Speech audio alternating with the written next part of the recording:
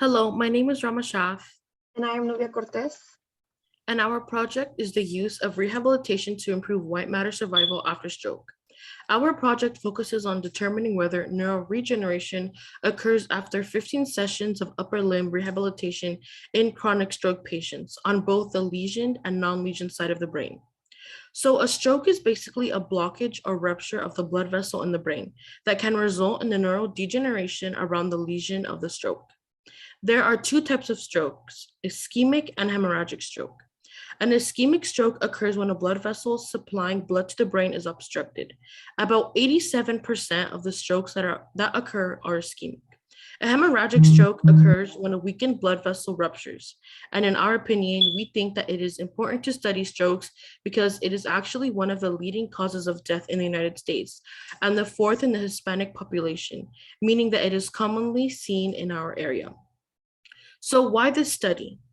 Post-stroke neurodegeneration results in a loss of muscle movement and sensation. However, rehabilitation has been shown to improve functional defects in movement and sensation after stroke. Thus, the objective of our project is to evaluate if neuroregeneration occurs in chronic stroke patients after 15 sessions of constraint-induced movement therapy.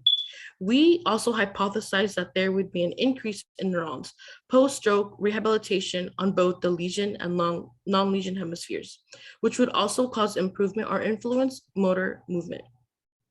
And so in order to detect a stroke, diffusion-weighted imaging, which is a type of MRI imaging, can be used by detecting the movement of water.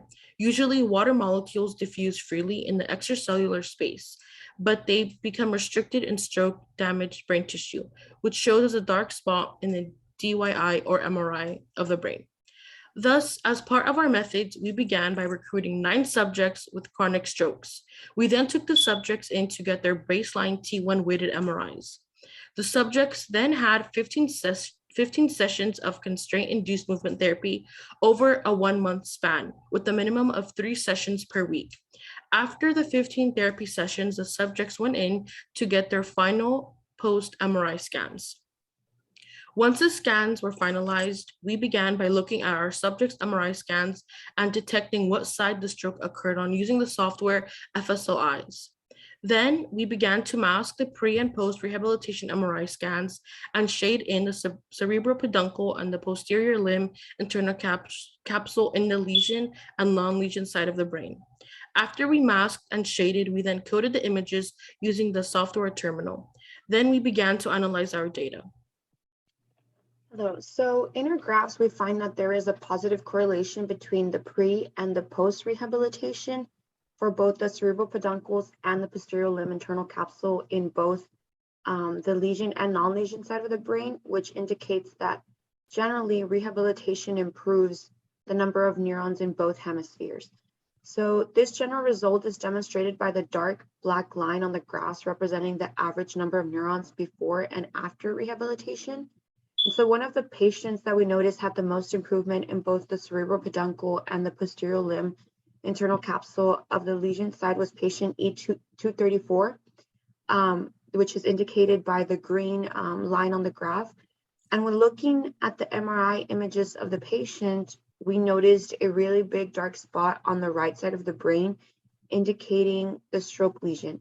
And noticing that it was one of the biggest strokes found in all the patients we looked at, it was really interesting to find that it was also one of the patients who had the best results after rehabilitation. So, however, we also did find that a few patients demonstrated a decline in their fractional anisotropy, meaning that they had less number of neurons after rehabilitation. And so there are certain factors that we believe could have affected these results. For instance, one could have been that during the MRI imaging process in which the patient could have slightly moved their head while the image was being taken. There could have also been an error during the manually masking and shading of the MRI image to count the neurons. And so, for instance, maybe less was shaded than the necessary amount needed to be shaded, thus possibly affecting the results. So additionally, when comparing and analyzing the graphs of the cerebral peduncles and the posterior limb internal capsule, we found that the cerebral peduncles had a greater increase in neurons than the posterior limb internal capsule. So in conclusion, we found that rehabilitation helps regain white matter in both the lesioned and non-lesioned side of the brain after a stroke, and that the cerebral peduncle had a greater increase in neurons than the posterior limb internal capsule after rehabilitation.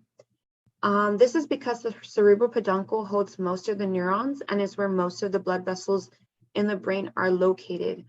And it is also one of the first areas in the brain to receive signals coming from the outer limbs during rehabilitation.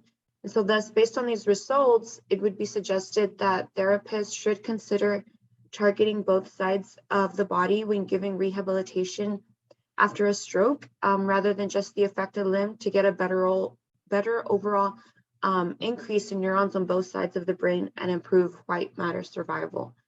So for our future work, we plan to examine other areas of the brain, such as the pons and the motor cortex of the brain before and after rehabilitation, and evaluate the number of neurons on both hemispheres to determine if there was improvement in the number of neurons in those areas, as well, just as how we found in both the cerebral peduncle and the posterior limb internal capsule.